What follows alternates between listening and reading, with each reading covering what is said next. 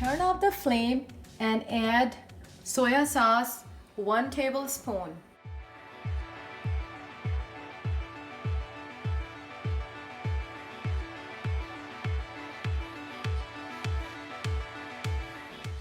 Okay friends, here this is how the soup looks.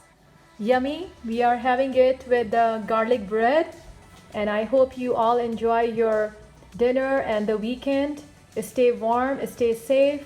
Don't forget to like and share my videos, and if you haven't subscribed to the channel yet, please do so. Till next time, take care. Goodbye.